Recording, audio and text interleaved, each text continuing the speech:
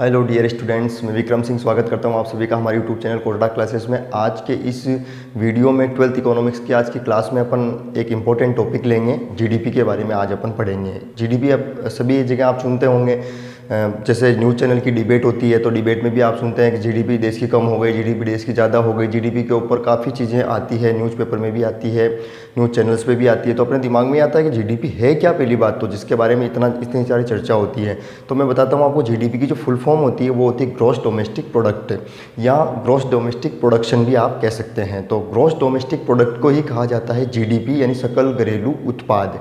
यानी सीधा सीधा मतलब इसका मैं आपको समझाऊँ, इसकी आपको डेफिनेशन बताऊँ तो उसका मतलब ये होता है कि आपके देश में जितना उत्पादन हो रहा है, आपके देश में जितना प्रोडक्शन हो रहा है, जितना आपके देश में आपकी सर्विस दी जा रही है, उस सर्विस और उस प्रोडक्शन का की मार्केट प्राइस को कहा जाता है जीडीपी।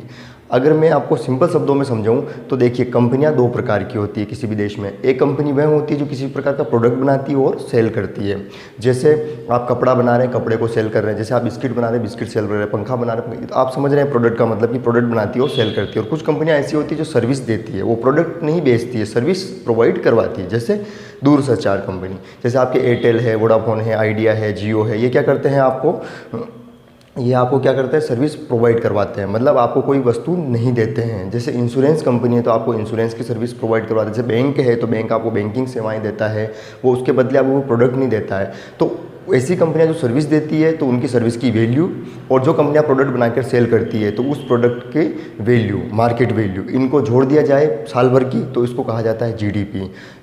इसी को कहा जाता है ग्रॉस डोमेस्टिक प्रोडक्ट। देखिए, जीडीपी की जो गणना होती है देश में, वो हर तिमाही में होती है। हर तिमाही मतलब हर 3 महीने में एक बार होती है, और पूरे साल भर में भी इसकी एक बार लास्ट में गणना की जाती है। अप्रैल से मार्च अपना फाइनेंशियल ईयर होता है, तो मार्च में जब खत्म हो जाता है तो पूरे साल की भी अपना जो सांख्यिकी विभाग है देश का, वो इसके जीडीपी के आंकड़े जारी करता है। अगर देश की जीडीपी बहुत ज़्यादा है समझिए, तो देश जो है विकास की गति जो है देश की वो अच्छी हो रही है, क्योंकि आपका प्रोडक्शन अच्छा है। समझिएगा, प्रोडक्शन अगर आपका अच्छा है तो इसका मतलब क्या है कि कंपनियां आपके अच्छा काम कर रही है। कंपनियां अगर आपके अच्छा काम कर रही है तो इसका सीधा सा मतलब ये है कि लोगों को वहाँ रोजगार मिल रहा है। और प्रोडक्शन आपका अच्छा है, लोगों को रोजगार मिल रहा है, तो लोगों के पास पैसा अच्छा जा रहा है। लोगों के पास, अगर जनता के पास पैसा जा रहा है तो जनता क्या कर रही है, उसको खर्च कर रही है तो उनकी जो वैल्यू है, उनका जो जीवन स्तर है वो सुधर रहा है। तो मतलब देश की इकोनॉमी जो है रफ्तार की ओर आगे बढ़ती जा रही है, अगर जीडीपी आगे बढ़ रही है तो। और अगर जीडीपी नीचे की ओर जा रही है तो इसका जस्ट उल्टा हो जाएगा, जस्ट अपोजिट हो जाएगा कि मार्केट में डिमांड नहीं है, कंपनियां प्रोडक्ट बना नहीं पा रही क्योंकि सेल नहीं हो रहा है, लोगों के पास पैसा नहीं क्योंकि वो खरीद नहीं पा रहे हैं।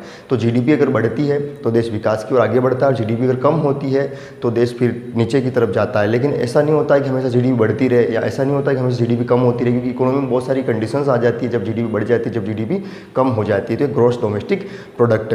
अब मैं आपको इकोनॉमिक्स में एक फॉर्मूला है, इसका फॉर्मूले में अपन इसको कैसे कैलकुलेट कर सकते हैं, फॉर्मूला में आपको लिखाकर या बोर्ड पे समझाकर बताऊंगा पूरा, तो आप और अच्छे से समझ पाएंगे जीडीपी को। तो चलिए फिर वो फॉर्मूला देखते हैं। तो देखिए बच्चों, मैं इसका आज फॉर्मूला बताता हूँ अभी। जीडीपी का क्या फॉर्मूला होता है, देखिए जीडीपी और नीचे लिखना है आपको एमपी। यहाँ पे जीडीपी का मतलब तो आप जानते हैं ग्रॉस डोमेस्टिक प्रोडक्ट, और एमपी का मतलब होता है मार्केट प्राइस। यानी जीडीपी गणना किस पे कर रहे हैं अपन, मार्केट प्राइस पे कर रहे हैं। ठीक है, जितनी भी वस्तुएं और सेवाएं हैं, आप जो सर्विस प्रोवाइड करवाते हैं, जो वस्तुएं आप बेचते हैं, प्रोडक्ट बनाते हैं, उनको आप क्या करना है, उनकी क्वांटिटी को आपको मार्केट प्राइस से गुणा करना है, तभी जाके जीडीपी आएगा। ठीक है, तो उसका फॉर्मूला होता है C + I + G + कोष्टक x - m। ये इसका फॉर्मूला होता है, ध्यान रखिएगा। ठीक है, यहाँ पर इनका मतलब मैं बता देता हूँ कि इनका मतलब क्या होता है। यहाँ पर C का मतलब तो होता है आपके कंजप्शन एक्सपेंसेस, हिंदी में मैं लिखूँ तो उपभोग व्यय। C मतलब कंजप्शन यानी उपभोग पर आप कितना खर्चा कर रहे हैं, कितना एक्सपेंसेस कर रहे हैं वो। और I का मतलब यहाँ पे इन्वेस्टमेंट होता है, और हिंदी में मैं कहूँ तो निवेश व्यय।